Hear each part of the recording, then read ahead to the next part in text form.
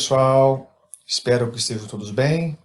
Vamos então para mais uma aula de física, então aula 7, assunto novo, refração da luz, beleza?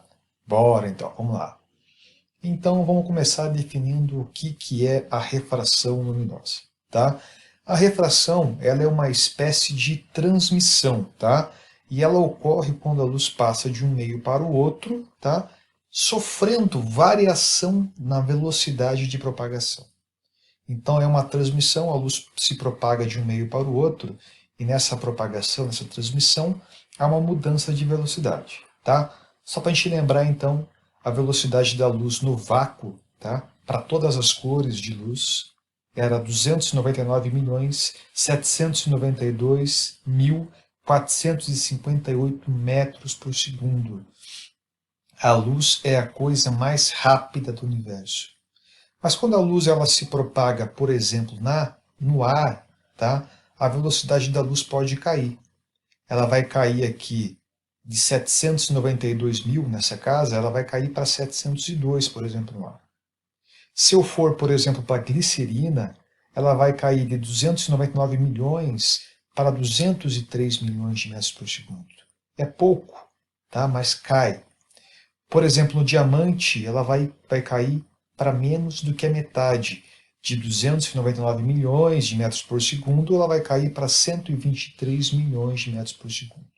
Beleza? Aqui, tá? Essas velocidades, elas são para o amarelo do sódio. Tá? Depois eu vou entrar em detalhe o porquê que eu tenho que considerar isso. Mas então a refração luminosa, ela ocorre quando a luz é transmitida para um outro meio e ocorre a variação de velocidade. Tá? Em consequência à variação de velocidade, tá? Vai acontecer um outro fenômeno, tá? Que é a mudança de trajetória luminosa. Como assim, professor? Então imagina que eu tenho um recipiente aqui, sem nada dentro. A gente já sabe pelas regras lá das aulas anteriores que a luz ela tem um princípio, que é o princípio de se propagar em linha reta.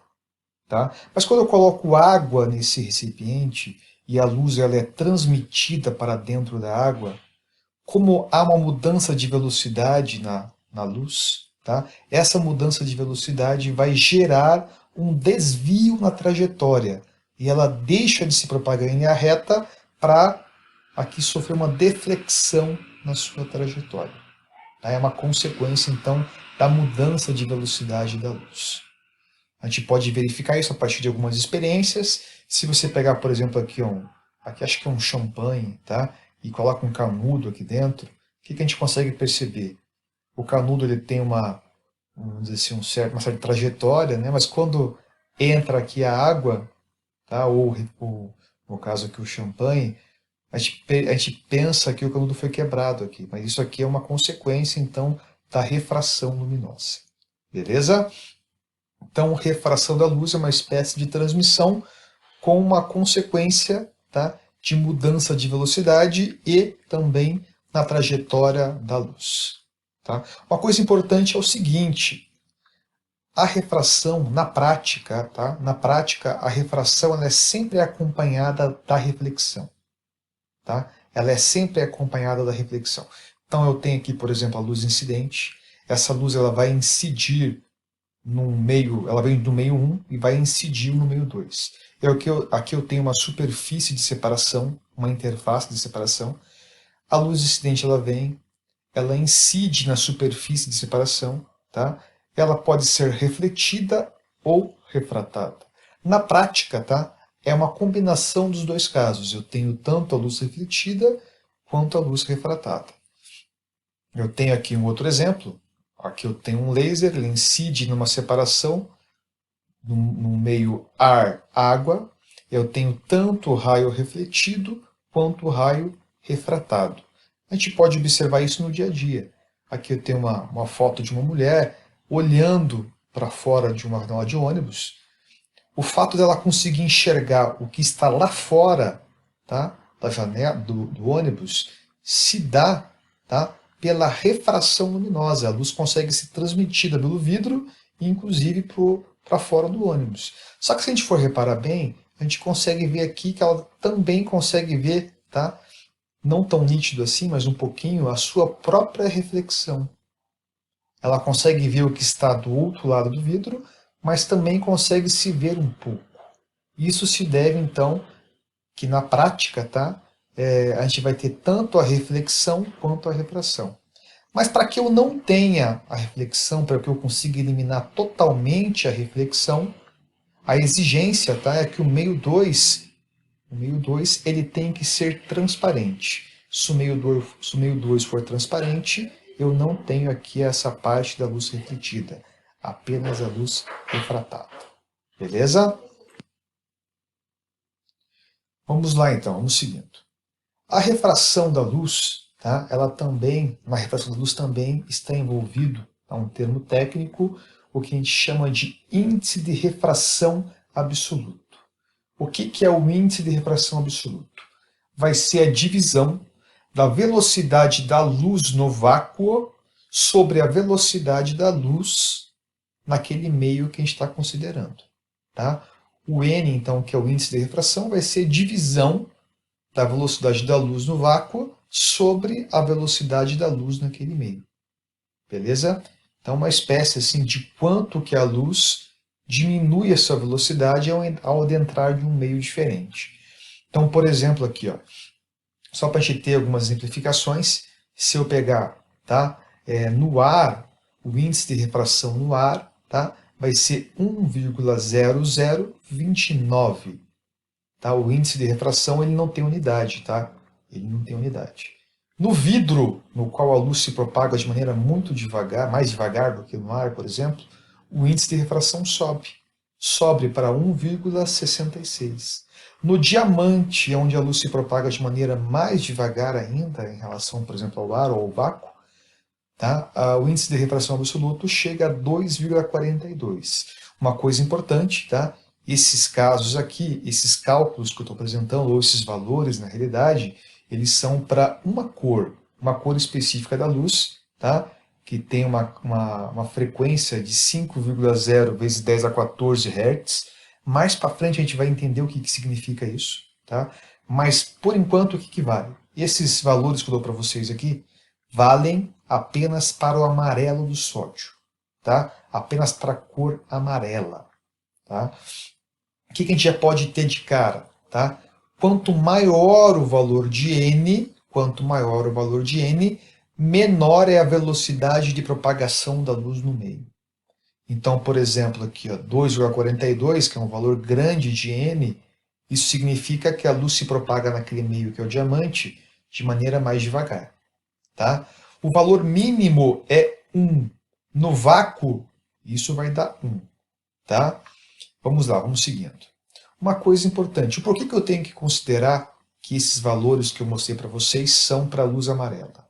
Porque é o seguinte, tá? Quando a luz se propaga num meio diferente do vácuo, o valor de n, tá? E o valor da velocidade, por consequência, o valor do n e da velocidade varia para cada cor. Tá? Então, se eu tiver uma cor vermelha, por exemplo, eu vou ter uma velocidade de propagação. Se eu tiver uma cor alaranjada, outra velocidade de propagação. Então, em meios materiais, a velocidade da luz para cada cor se modifica, é diferente. No vácuo é igual, mas quando a luz se propaga em um meio material ou um meio, tá? A velocidade para cada cor ela é diferente. Tá? O que isso resulta? Então, se eu incidir, aqui era para ser um GIF animado, aconteceu alguma coisa que não está funcionando. Mas se eu incidir aqui uma luz branca em um prisma, o que vai acontecer? A gente já sabe que a luz branca é composta por diversas cores, tá? 7 cores no total. Essas cores, quando elas entram no prisma, a velocidade para cada cor vai ser diferente uma da outra, e isso vai gerar uma deflexão, a trajetória diferente para cada cor. Tá? O que vai acontecer no fundo? Como cada feixe vai ir para um caminho ligeiramente diferente devido à sua velocidade de propagação, eu vou ter o que chama-se de dispersão luminosa. Eu vou conseguir separar a luz branca em diversas cores, assim como ocorre no arco-íris. Então vem uma luz incidente, ela chega no meio, como cada cor tem uma velocidade de propagação diferente, cada cor sofre uma deflexão, e eu consigo separar todas as cores que compõem a luz branca nas 7 cores do arco-íris. Tá? Esse processo aqui chama-se de dispersão luminosa, e ocorre então devido ao fato de que para cada cor a velocidade da luz é diferente, apenas em meios materiais. No vácuo, essa velocidade é igual. Beleza?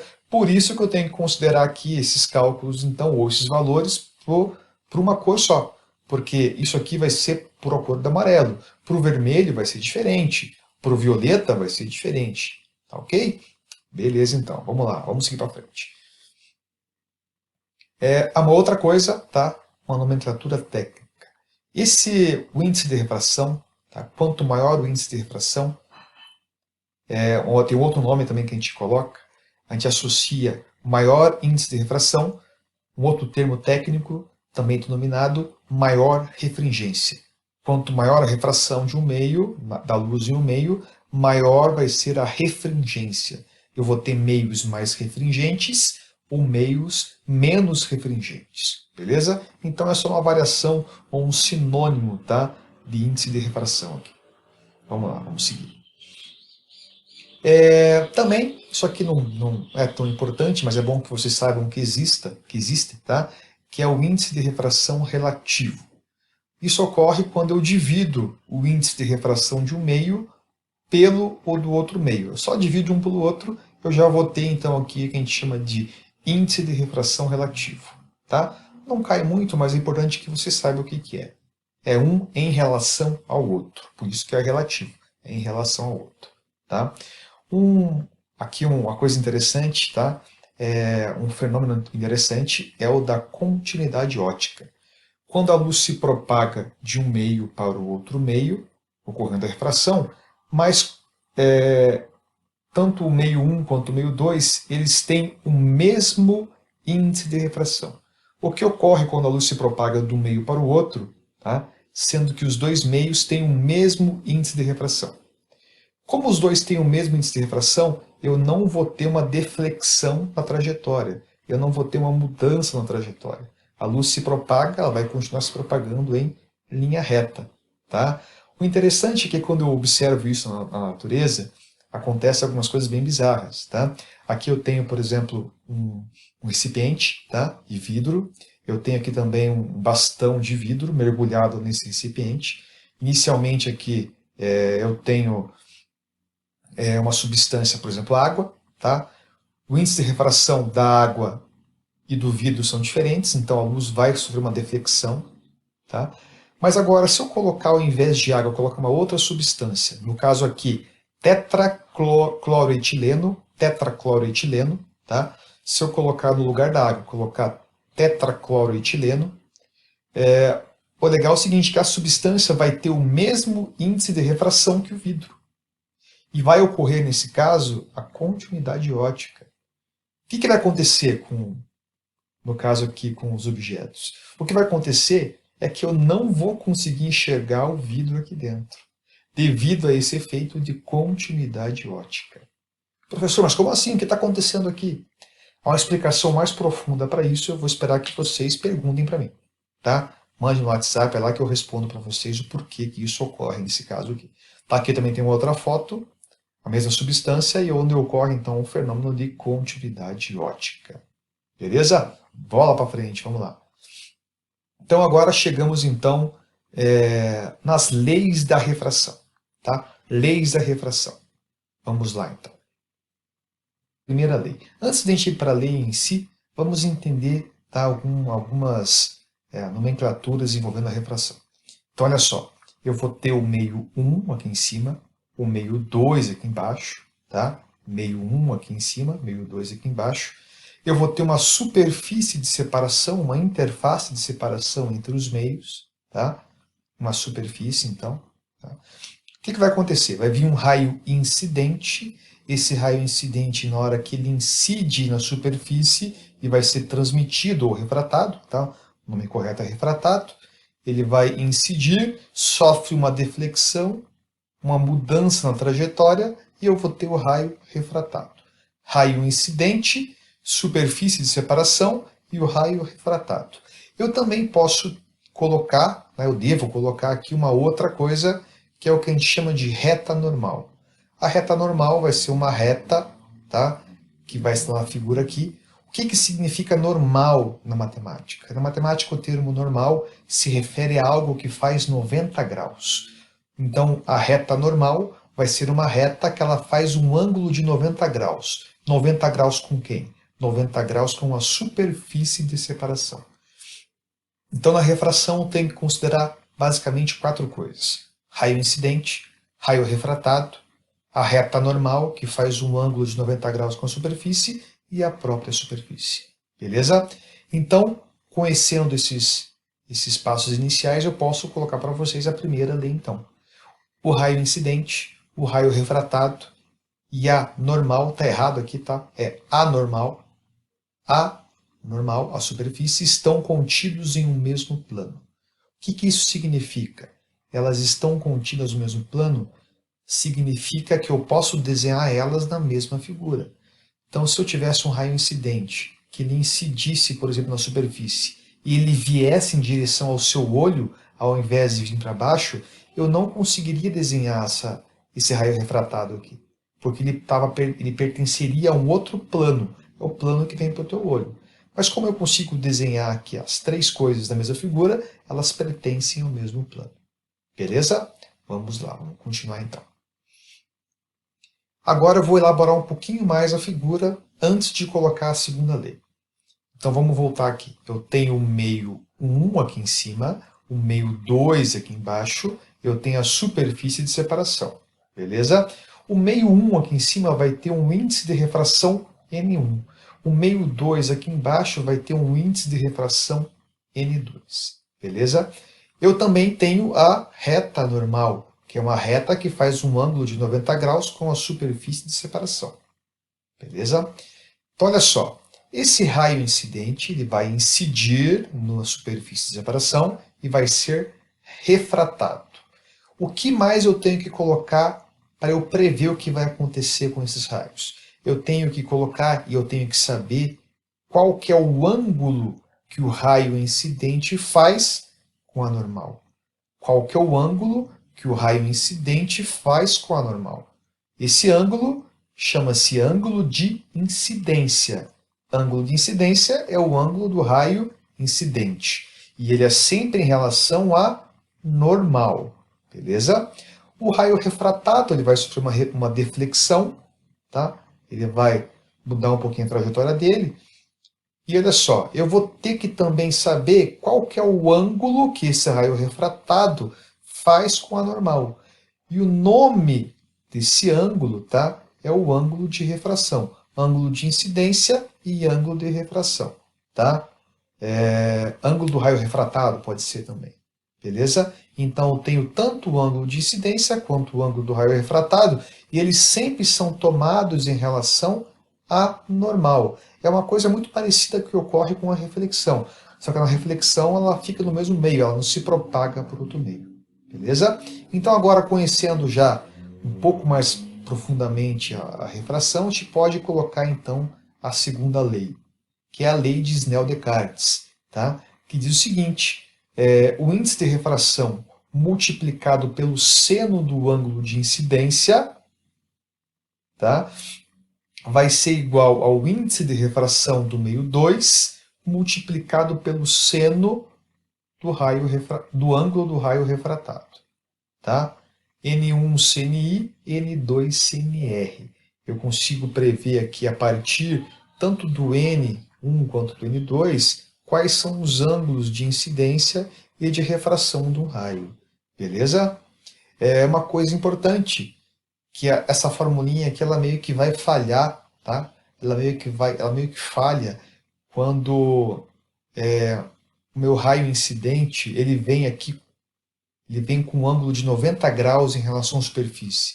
Quando o raio incidente ele fica em cima da normal, tá? Quando isso acontece, essa formulinha ela meio que falha, o resultado vai ser isso aqui, tá? A luz ela não sofre deflexão na sua trajetória, ela continua em linha reta, tá? Então uma exceção sei se poderia colocar assim, vamos colocar assim, uma exceção a essa formulinha seria quando a luz se propaga aqui de maneira ortogonal ou normal à superfície, tá?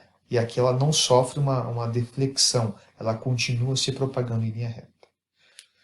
Professor, mas pô, como que eu vou lembrar dessa fórmula aqui, professor? É muita fórmula no vestibular, tem um macete para que eu consiga lembrar disso daqui na hora da prova? Eu vou estar nervoso, né? São muitas questões, muitos temas. Tem uma formulinha, tá? Que eu mesmo criei, então, uma criação minha. Depois, se alguém tiver uma ideia melhor, assim, para melhorar um pouquinho esse macete, tá? Que é o seguinte, ó, era para ser um GIF animado aqui, não acabou não aparecendo. Que é um macete para lembrar da fórmula, tá? Não sei, não respondo. Não sei, não respondo.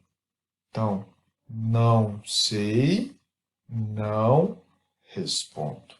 Beleza? Então, é uma coisinha simples, mas acho que ajuda na hora da prova, né? Naquela tensão da prova, vocês lembrar da formulinha aqui. Beleza, galera? Qualquer dúvida, falem comigo. Provavelmente esses slides já vão estar disponíveis para vocês no domingo em seguida a qual a aula é lançada, tá? Vai ter para vocês alguns exercícios para vocês fazerem com resolução logo após. Qualquer dúvida é só chamar. Ficar bem.